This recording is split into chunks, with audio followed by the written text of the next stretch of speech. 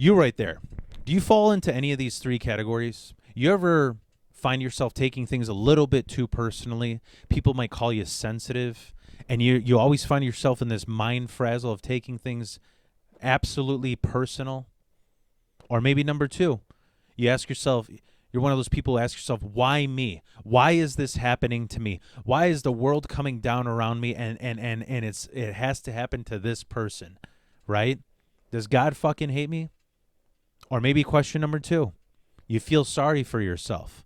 Whatever fucking happens, you're like, God, yeah, I guess I'm not good enough. I guess I'm just not made I guess I don't deserve a good life. If you relate to any of those three things, this video is going to blow your fucking mind.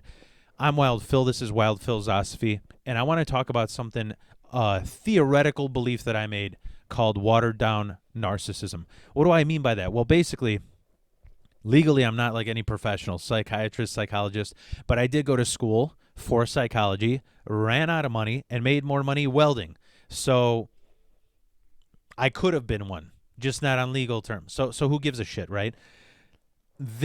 I'm making this video because I think this would help a lot more people be a lot happier, have happier lives. So let's start off with what is watered down narcissism? What does that mean? Well, we first have to start off with what the fuck is narcissism, right? It's 2025, bro. I have a bit that I talk about how like every single, I don't know if it's every month or every year, there's like a buzzword that all like white ladies use. It's like this month it's nefarious. You're nefarious. Next month it's problematic. Next month it's toxic, right? And now the trendy word of this year is narcissist, right? Narcissist. I guarantee you got it wrong. Few people have actually met a real fucking narcissist. And trust me, the people who are victims of people who are narcissists, they hate the people who just flip that fucking word around like it's nothing. Like the same people who talk about OCD. So what is narcissist? I mean, I wouldn't know how I would define it right now in a professional sense, but basically, the number one trait that I know that every narcissist has, they always play victim. They always play. That is their bread and butter. Like, I'm trying to think of a good example. Like, my mom, let me put it this way. She never wanted to go to therapy for this, but when I explained in detail the things that she did to professionals, they're like, she's 100% a narcissist. I'll give you an example. What do? They make everything about themselves, but not only about themselves, because there's a difference between being the center of attention, right? I sometimes make things the center of attention. I've been told, I'm not inviting you to this party, Phil, because the moment you show up, it's about you. Because I'm the life of the party, bitch. That's right. But I'm not playing victim. I don't want people to feel sorry for me. That's not our. There's like megalomaniac, egotistical, center of attention, and then narcissist, right? So I'm gonna give you an example of something my mom did, right? Where she made herself the center of attention, and because she wasn't controlling the situation, she needed to change it so that it's about her, right? My aunt had a party, a Christmas party or something, and she had all her friends over. My aunt is like 10 years younger than my ma. So at the time, I think my aunt was in her 40s, my mom was in her 50s, right? And they're sitting around, and they're talking about like stuff that old broads talk about, that other things they buy at Nordstrom Rack, right? And her friends are talking about this, and that's the other thing too. Narcissists don't have friends. They have people. They have puppets. They're basically, and what I mean by puppets is like, instead of having a friend, picture a person who has a bunch of puppet collection, like has a bunch of Pinocchios. They're like, this isn't like if this puppet got set on fire, or if I lost, or its leg broke, like I wouldn't give a fuck about it. I would not give a fuck about it. As a narcissist, they're like, no, I need this puppet because I can control it. I can pull its strings for my advantage. That's what narcissists do. They have a puppet collection. And what happened in this particular, so they're sitting around and they're talking about all these like clothes that they buy. And obviously, because my mom was 10 years older, she's out of touch with them. So they're like, oh, no, you should buy this leather Versace purse. Or no, you should get Louis Vuitton. And then my mom wedged her way in the conversation, and she's like, oh, actually, I like these shoes. And they immediately went, like, this is how friends talk. You know, they're just like, yo, have you seen the new Nikes? Man, that stuff is trash. Adidas is the way to go. Adidas, bro, what are you, a fucking European kratom dealer? You know, like, they bust each other's balls. So she said something, and they go, those shoes, those are so out of date. I'm sorry, but, like, we're just a little bit young. Those aren't trendy anymore. You got to be more in touch. Now, if somebody was offended, right? Put yourself in my mom's new out-of-touch shoes, right? What would you say? If you're in a conversation and you got kind of like dismissed, like, you're out of touch, whatever. Like, I don't know, I think they're nice. I like them. That's what I would say, right? If you got really offended, I'm like, if you got like really offended, but you have some class, you might be like, well, that's rude. I don't know. I think I like them. It's kind of rude of you to say that. I don't go around saying that what you like is shit. That's what a normal person would do. You know what my mom said? Immediately. My dad used to punch me in the face. What an amazing segue. I don't even think I could do that on stage, right? Hey, do you like these purses? Nah, I don't. These are the purses that I like. What about these shoes? Those shoes are awful. My dad used to punch me in the face. Oh, awesome. Anyways, back to purses, you know? Like, that's what narcissists do. They don't give a fuck about it being socially awkward. They want you to feel bad for them. They play victim because nobody validated their victimhood. And maybe they were victims, but it just doesn't work. Like, I'm not, you know, my mom might have had a horrible fucking upbringing, but she's controlling shit. She's playing victim. That's what she does. And funny thing is, because I want to move down to watered down narcissism and my theory, but the last thing I'm going to say about narcissists that's kind of funny. I listen to a lot of psychology podcasts. I listen to a lot of like Healthy Gamer OG, Julian Blanc, you know, Julian himself. And the one thing that they've never mentioned, like the funny thing about my relationship being a dark comedian with a parent who's a narcissist, like people always say, they go, how do you deal with a narcissist? Because they make you, what they do is the moment they see they're losing control, they rebuild that control. So it feels like they're bringing your self-esteem up, right? Like if imagine I had this little Pinocchio puppet, right? He's my little boy, right? And suddenly I say, you're never going to get a girlfriend. You're so disgusting. You're so ugly. And suddenly those strings start breaking because they're like, why do I want to be around my owner who shit talks about how ugly I am? I'm going to leave. So what does a narcissist do? They're not trying to say, I'm sorry or forgive me, I love you, because they want a relationship.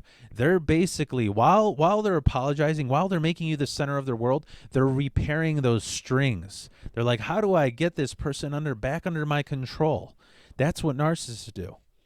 And so the funny thing that I never heard anybody talk about in any podcast that you'll get exclusively here with Wild Phil is that people say, they go, how do you deal with a narcissist? What is it that you do? And they say, don't engage, right? They say don't engage because narcissists will always say like, one thing my mom used to do, she used to shit on every single girlfriend I've ever had. I would bring a girlfriend home. I'd want to introduce them to my family, to my brother, and immediately in Polish, my mom would say something. Oh, she's got sideburns like Elvis, or she's got a bigger mustache than you. What are you, gay? She'd say the worst possible fucking things, okay? And what happened is, most people say, they're like, don't. So if somebody says that to you, like, hey, somebody you love looks fucking gross, they're disgusting, what do you say, right?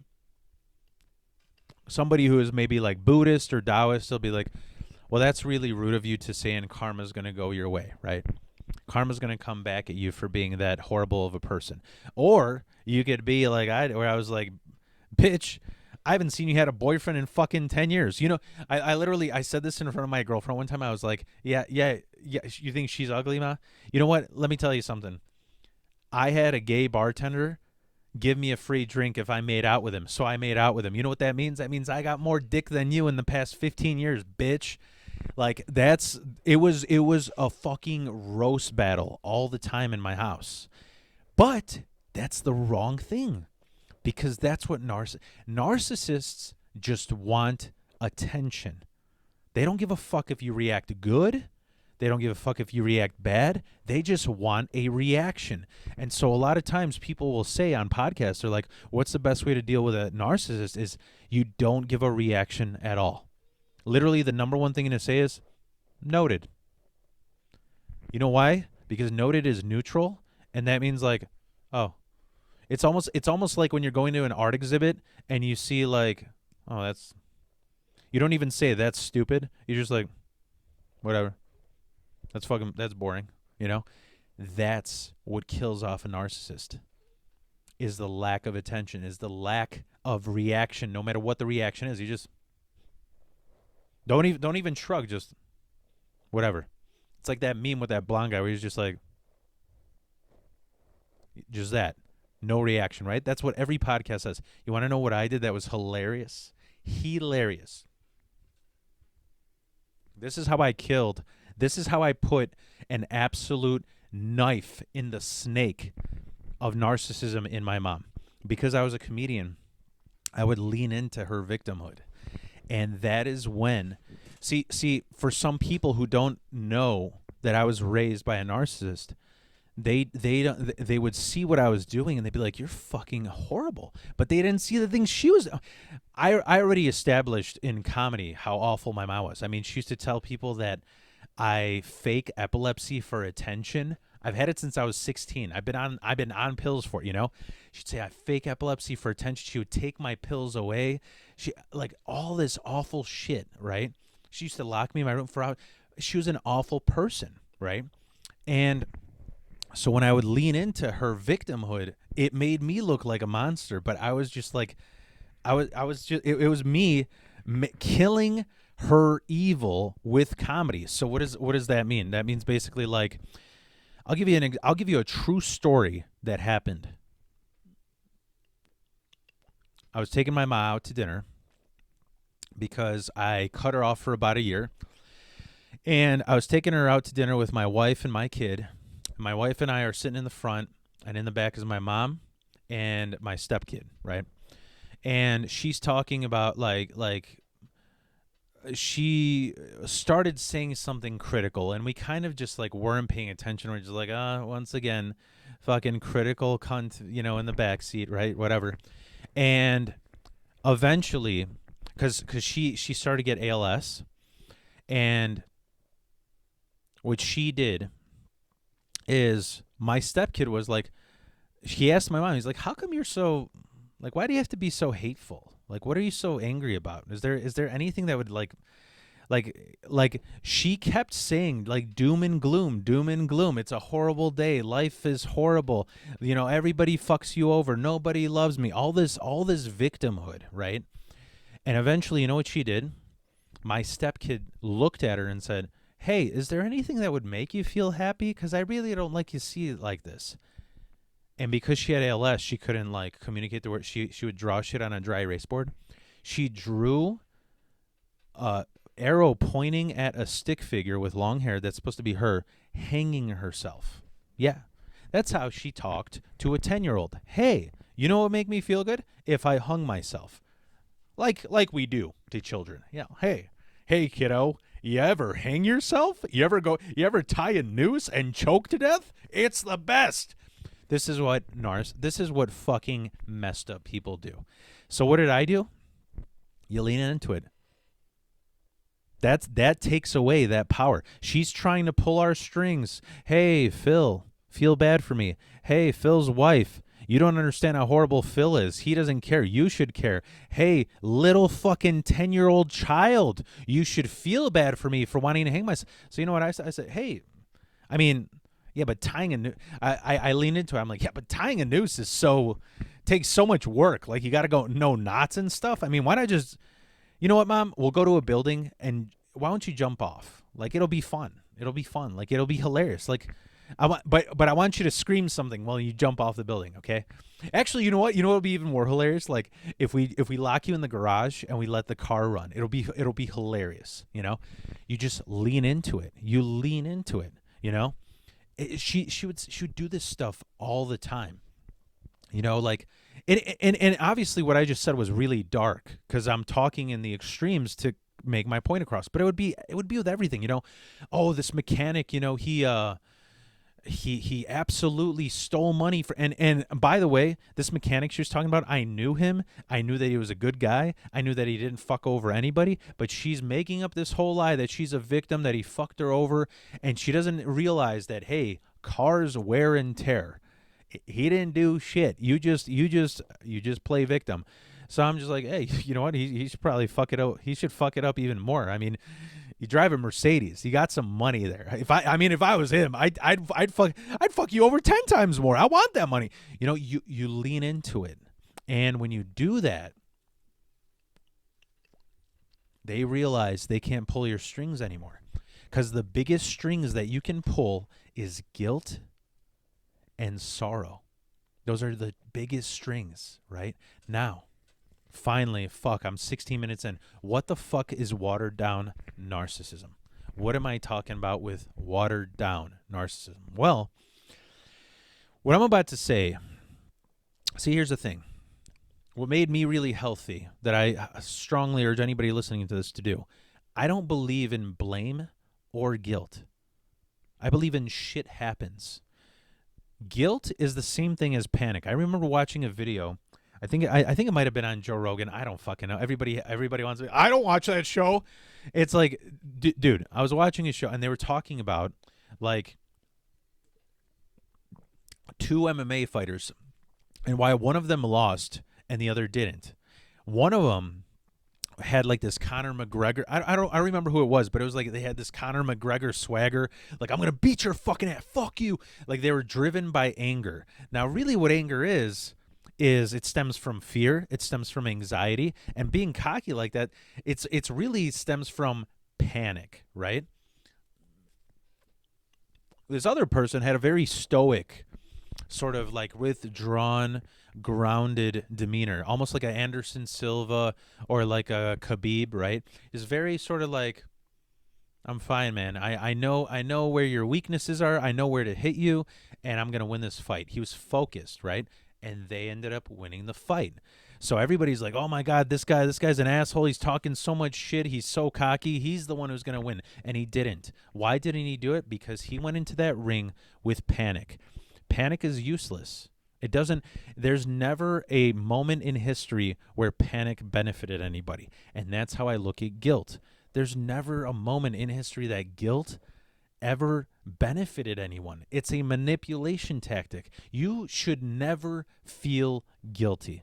It's sort of like a lot of dumbass Gen Xers say, I'm playing 4D chess, bro. You don't even know how to fucking play 2D chess. Get the fuck out of here. But basically that's what it is it's thinking ahead. You know, I would say thinking in terms of guilt and panic, it's almost like, how would I put this? Thinking in terms of guilt, it's very, what's the word, like, it's very cavemanish. In the sense of like, it's how do I put this? It's impulsive. It's like something, you know, like if you know what I mean by primitive. It's like if I took a baby chimp from the mother and I held a gun to their head, that chimp is going to attack me because it's impulsive. It doesn't control its thinking, right? When I'm holding a gun to their baby's head, a person who is evolved and not a chimp will be like, what do I have to do for you to release my baby, right? So guilt and things like blame, these are things that they were used even in like the Crusades and Catholicism. You know, it's like they say, like, don't hate the art, hate the artists. Christians ruined Christianity.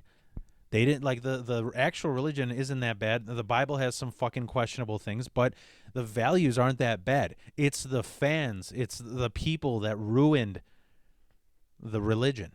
And a lot of it had to do with guilt. Once again, going back to, what does this have to do with watered down narcissism? What the fuck am I talking about? What it has to do with is this. The reason why I'm talking about blame and guilt is I'm not blaming any generation. I'm not like, but blame has to do a lot with hate, but I am holding people responsible. Who am I holding responsible? Gen X and boomers. A lot of people hate it. Why would I put the responsibility on them for what happened? Because here's what happens.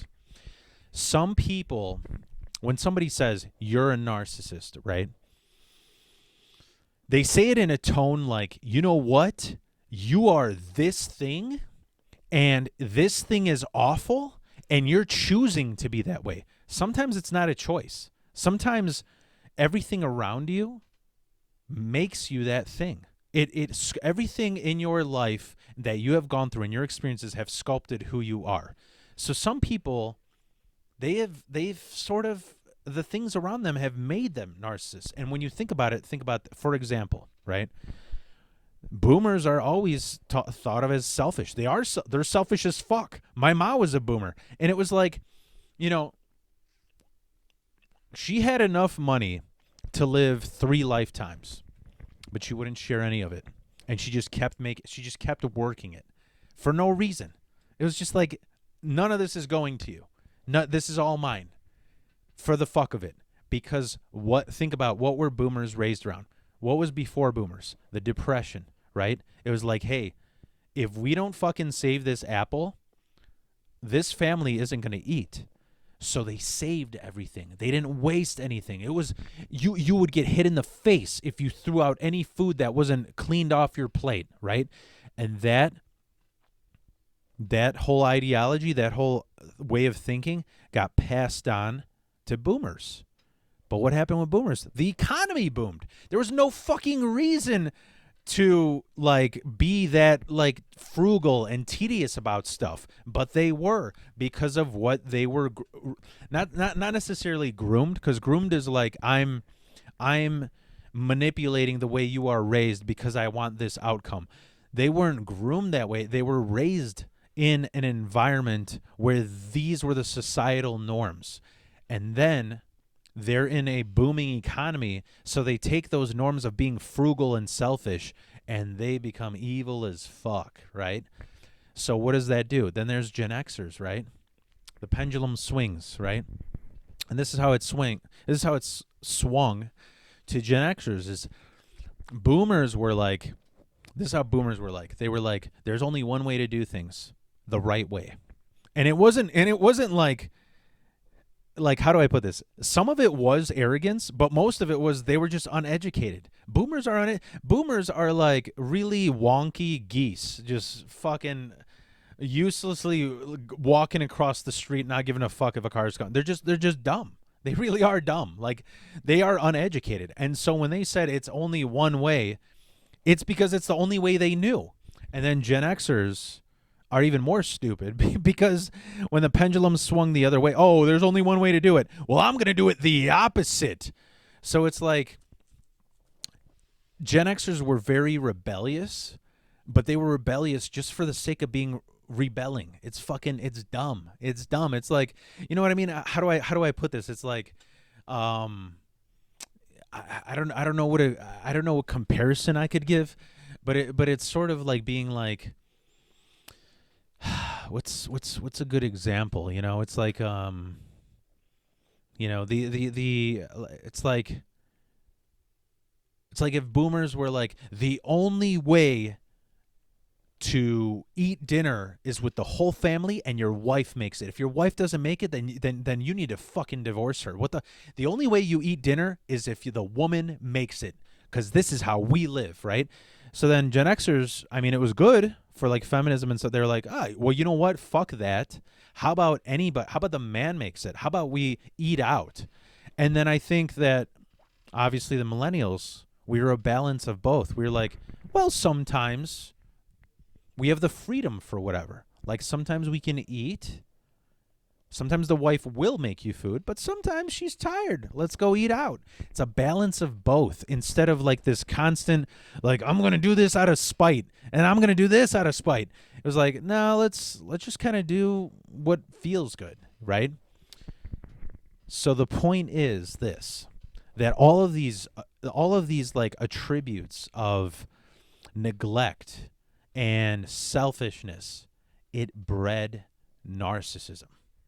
What we call narcissism today, a lot of boomers and Gen Xers practiced.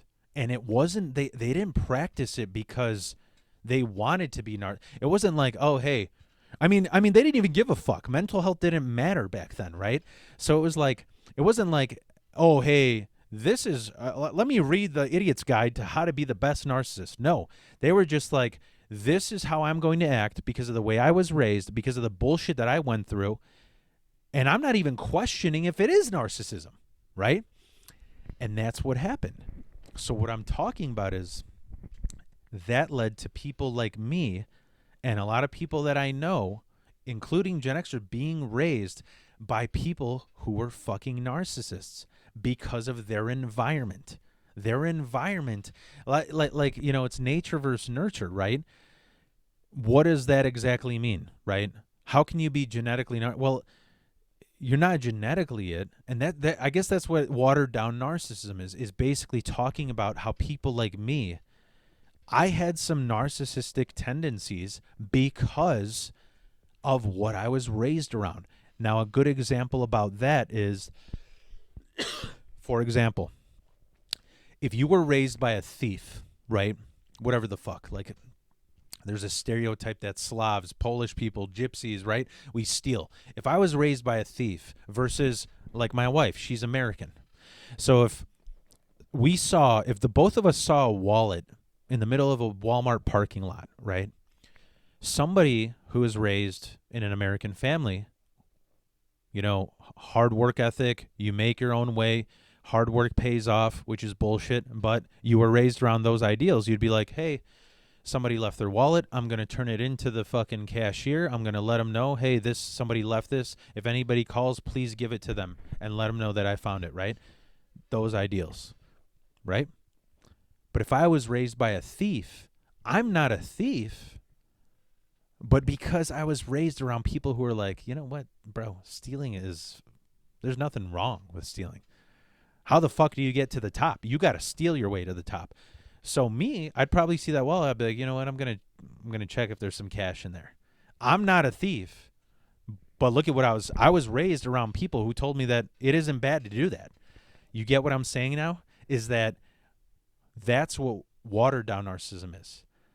I'm not a narcissist, but because I was raised around one, a lot of the things that my mom did rubbed off on me, and I'm very, very grateful that I found out that I was self-aware enough to see those fucking things. And actually, it's kind of funny because I have a good friend of mine. Some of you may know him. Maybe he doesn't want to be mentioned, but we kind of bonded on our mild OCD diagnosis. And OCD is a product.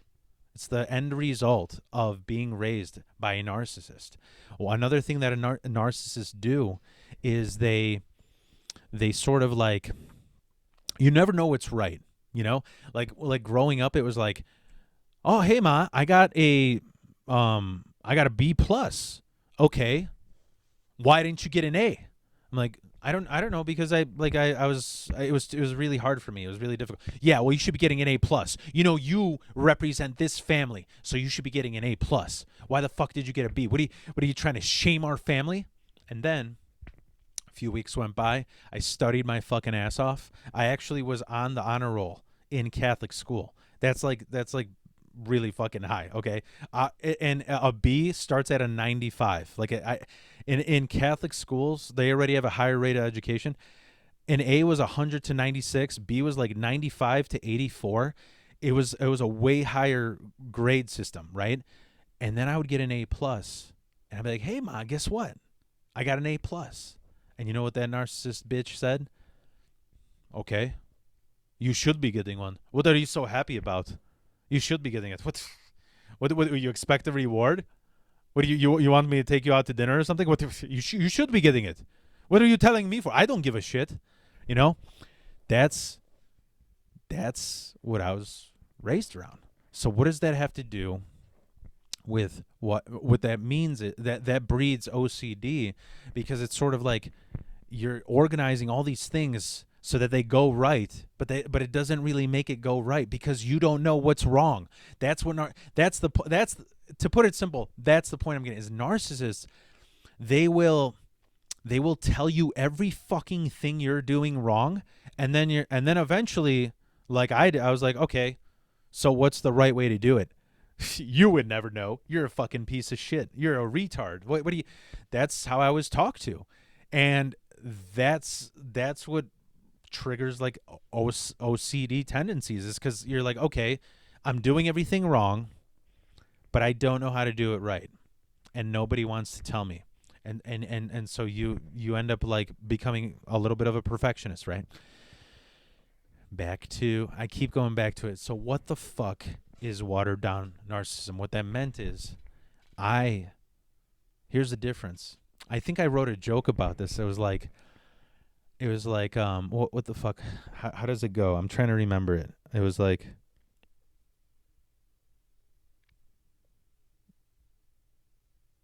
it was like this. So the way a narcissist would apologize, right? Like say my mom would say something horribly embarrassing in front of my girlfriend, because a narcissist will see like, oh wait, he's moving on. He's getting a new person that he's dedicating his life to, and they're going to be pulling his strings. I'm going to lose control over them. So my mom will say, oh yeah, she's a fat pig with sideburns and a mustache, right? And so what happens is, when she says that, I'll be like, why the fuck did you say that, right? And the way a narcissist apologizes is like, well, I'm sorry you feel bad. I'm sorry you're so sensitive. I'm sorry you're a fucking pussy. That's, like, zero response, zero accountability. I'm sorry that you are a fucking bitch. That's the way a narcissist does it, right? I remember the way the watered down narcissism went on to me is I would say blunt shit. I would be critical. I would trash talk, right? And then when somebody would be upset, I would be like, bro, literally, I want you as a friend. I have a heart. And I actually did feel bad. Opposite of my mom. But then I would still go, I mean, next time we hang out, I'll just remember that you're sensitive. You see you see that watered down narcissism where it's like, I'm not taking accountability, but I am saying, okay, I'm sorry. I actually do feel bad. I actually do have a heart, but I'm still going to be like, you're a bitch. That's what I'm talking about with watered down narcissism. Now, what is the part of this video that I want everybody listening to blow their fucking mind? What I'm talking about is this. What did I start this video off with? Do you ever feel sorry for yourself? Do you ever take things personally? Do you ever say, why me? Why is this happening to me, right? You need to stop doing that. That is watered down narcissism. Do you want to know why? Because you're making it about you. You're making it about you when it might not be about you. That's the problem. And it, not only that, it makes you be more productive, more motivated, more confident when you stop making it about you. When you go, let's go through it. When you go feeling sorry for yourself, what does feeling sorry for yourself do? Like, let's take the emotion out and let's just go logic, right? Numb Zoloft logic.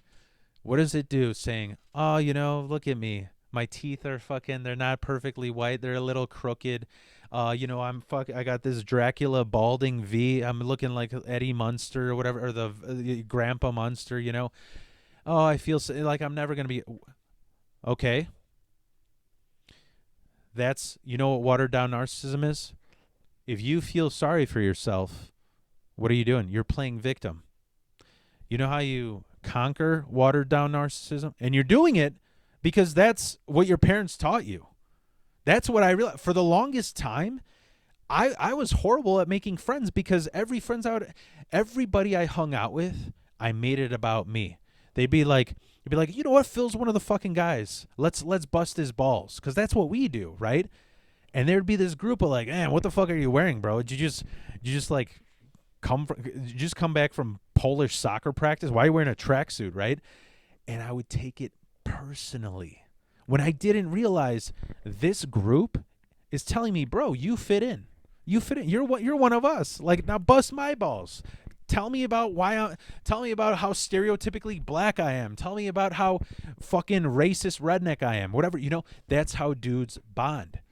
But growing up, I took that shit personally. Why? Because I saw how my mom reacted. Everything was personal about her. Everything that was going on bad was about her. That's watered down narcissism, and that's why you cannot make it about, you can't feel sorry for yourself. When you go, why me? What the fuck is why me? What is why me? Why me? Why do no relationships work out for me? Go to second base. That's what I'm saying.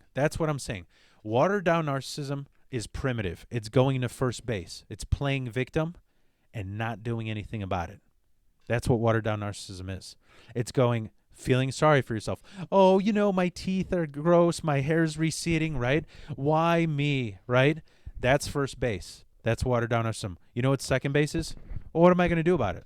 Okay, well, I could just not give a fuck. That's why I have a ridiculous fucking haircut with this receding hairline. I'm proud of this fucking hairline. I don't give a fuck.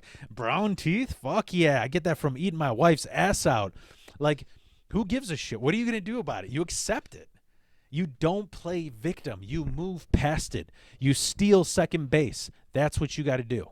Because if you're making it about you, that is watered down mucky waters from the bullshit that your parents and their fucking parents taught you. Don't make it about you. It doesn't do shit for you. Last thing, taking things personally. I'm talking about this because I have a lot of comedian friends that I feel bad for. They're always like this isn't no particular person. This is everybody. The game of comedy is rejection. It's rejection. It's submitting a fucking, and I may be talking about this now because I just did my first debut at Zany's and fucking crushed. All right, but that's not. Hey, I celebrate my fucking achievements, okay? But the point is that before that, just like every other comedian, what are you asking? You go, what's wrong with my clip? Is the video quality bad? Is the audio quality bad? Are my jokes not good enough? Am I swearing in it? Or is there not good enough reaction from the crowd? Maybe this person doesn't like me. What are you doing? You're taking it all personally. You're making it all. Maybe when in the end, maybe they just didn't see your fucking video. That's the truth. You know how many? You know what was one of the biggest things? I'm gonna end it off on this because we're already at 40 minutes. You know, one of the biggest things that I used to take personally was this. Because I was horrible at making friends, because I was raised by somebody who didn't have any friends. They just had a puppet. They had a puppet collection that they manipulated, right? I used to get so bent out of shape when I would see people. And this is a normal human thing. When I see people, they're like, I know every single person in this picture, every single one of them went to a party. Why wasn't I invited? Why wasn't I invited to this wedding? How come they went out to party and nobody called me? And you're making it about you. You're like, oh, wait a minute. Maybe this person did this, and maybe I said this to this person, and then they heard it. It's like paranoia, bro. It's fucking stupid. Watered down narcissism. You're playing victim when in the end, you know what it was? I asked what it was. I was like, hey, how come nobody let me know about this? And they're like, Phil, you live in the burbs. You have a family. I didn't even think about inviting you, bro. Like you're a fucking dad. I didn't know you go to parties. Like, shouldn't you be taking care? Like, they're like, I'm not judging you. You don't have to, like, you don't have to go to this party. We're not saying that you're a dad and you're boring, but we're saying, like, if we invited you, We'd feel bad about you having to say, no, I got to do family stuff. Like, we didn't even think. And most of the time, people just forget. They fucking forget. Like, I'm running a showcase right now where I'm booking, like, all these comedians that I like. And I had people who are like, bro, I thought you told me, like, I'm one of your favorite comedians. How come you don't have a spot for me until, like, next year? Dude, I literally forgot. But don't take it personally. And that's the end of this video. That's the point of the end of this video. I want to see if I got anything else in my notes that I ended, but the point is that, let me see here. Like, what do I got here? What I guess at the end of this video, of what I'm saying is, this isn't a jab at any generation. This isn't a jab at Gen Xers, boomers.